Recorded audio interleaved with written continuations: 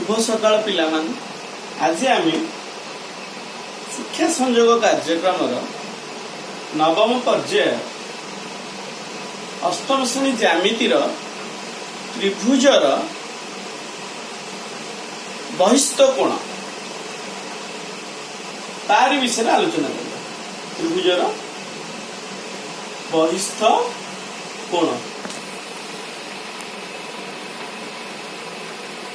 ये गोटे समतल तुम खाता मध्य गोटे समतल ये समतल आम गोटे प्रथम गोटे त्रिभुज अंकन कर जेकोन गोटे त्रिभुज अंकन कर त्रिभुजर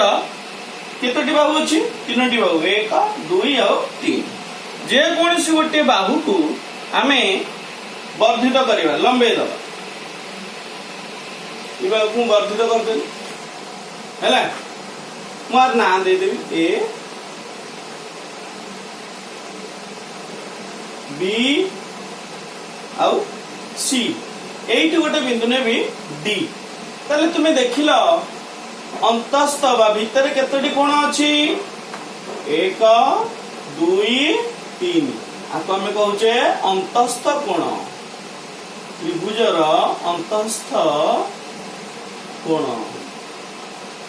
त्रिभुजर अंतस्थ कोण किए किए एंगल 1 एंगल 2 एंगल 3 बुझिपारा बर्तमान गोटे नुआ कोण आम पाइल यही कोणटा को आम गोटे नुआ ना दबा नामकरण करवा जोटा हूँ बहिस्थ बहिस्थ कोण सेहीपरि गोटे त्रिभुजर जमी तीनोटी अंतस्थ कोण अच्छी सेमिति तीनोटी भिन्न भिन्न बाहु को आम गोटे दिगर जदि वर्धित करवा ताहले टोटाल केतोटी आसीबा बहिस्थ कोण तीनोटी बहिस्थ कोण ताले हम वर्धित करदवा सी ए बाहु को ए दिगरे बढ़े दवा ए बी बाहु को बी दिगरे बढ़े दवा हैला मैं बी टाइप ताले एटा गोटे बहिस्थ कोण एटा गोटे बहिस्थ कोण एटा गोटे बहिस्थ कोण आम तार ना दे दवा एटा को दवा 4 एटा दवा कोण 5 एटा दवा कोण 6 ताले बहिस्थ कोण गुडा कोण कौन कौन ना आसला आमर बहिस्थ कोण ना गुड़ा कौन एंगल 4 एंगल 5 एंगल 6 ताले केतोटी बहिस्थ कोण तीनोटी बहिस्थ कोण आसे ये बहिस्थ कोण और अंतस्थ कोण भितर आंक मध्य कौन संपर्क अच्छी बहिस्थ कोण और अंतस्थ कोण मध्य कौन संपर्क अच्छी चल आम जान कौन संपर्क अच्छी आम जानी आम आगुरी जानी संपर्क क्या मध्य बहिस्थ और अंतस्थ आम जानू आम कौन जानी angle 1 plus angle 2 plus angle 3 equal केते 180 डिग्री त्रिभुजर तीन कोणर परिमाणर समष्टि 180 डिग्री बोली हम जाने। अच्छा ये जो प्रथम आम नबा 3 नंबर कोण आउ 4 नंबर कोण ये दीटा कोण पाखापाखि लागिकी अच्छी ताले आपको आम कहबा गोटे सरल रेखा बीडी सरल रेखा उपरे बीडी सरल रेखा उपरे सी बिंदु रे दुईटी कोण अच्छी ताले कौन से दीटा angle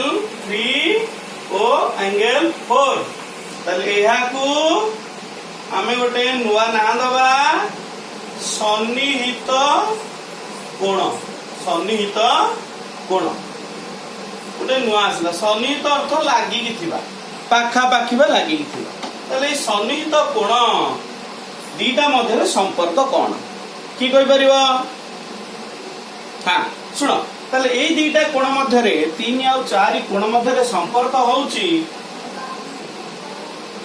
angle 3 plus angle 4 equal to 180 degree ताले की कोण एटा हला 180 डिग्री ले दुईटी कोणर परिमाणर समष्टि 180 डिग्री ले ताकू आमे कहू परिपूरक कोण आगुरु ना थिला सन्निहित एबे आ गोटे आसिला परिपूरक ताले दुईटी जाक शब्द मिसै दवा ता ना होची सन्निहित परिपूरक कोण सन्निहित सन्निहित परिपूरक कोण बुझि पारला ताले एटा को हम कोन दे देबा एटा 2 नंबर दे देबा 1 नंबर समीकरण हमें एटी जानि छे angle 1 plus angle 2 plus angle 3 equal 180 degree एठी हम जानिले कोन ना angle 3 plus angle 4 equal to 180 degree ताहले हमें 1 और 2 रु हमें पाइबा हमें कौन पाइबा 1 और 2 रु 1 और 2 रु हमें कौन पाइबा दक्षिण पार्श्व सहित दक्षिण पार्श्व समान अछि तले वाम पार्श्व तो वाम पार्श्व समान हो तले हम लिखि दवा angle 1 plus angle 2 plus angle 3 equal to angle 3 plus angle 4 तले उभय पार्श्व रु हमें 3 समान अछि 3 नंबर कोण को हमें कैंसिल कर दो काट दो आउ रहला angle 1 plus angle 2 equal to angle 4 तले एठी गोटे नुवा संपर्क आसिला ए नुवा संपर्क को हमें केमदी जानि ताहाले ई 1 और 2 कोण दीटा को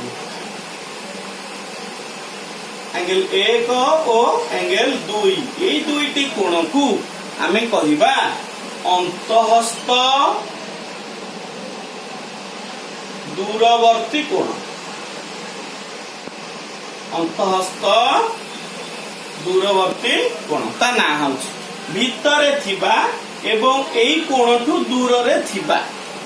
लागि कि नथिबा कोण दुईटी ताहाले ताको हम देबो अंतःस्थ दूरवर्ती कोण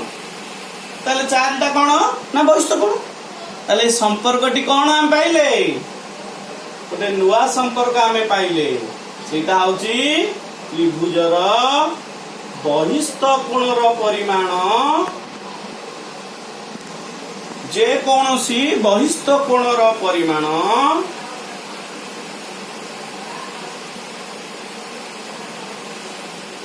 परिमाण एहार अंतःस्थ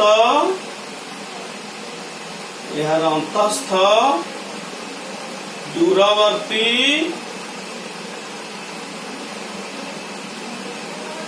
अंतःस्थ दूरवर्ती कोण दुईटीर समष्टि बा योगफल सह समान बुझिपारला आज हम एटे नुआ जिनिस जानिले त्रिभुजर एबीसी त्रिभुजर एसीडी बा 4 नंबर कोणर परिमाण एहा भितरे थिबा 1 नंबर आ 2 नंबर अंतःस्थ कोण दुईटीर परिमाणर समष्टि सहित समान धन्यवाद।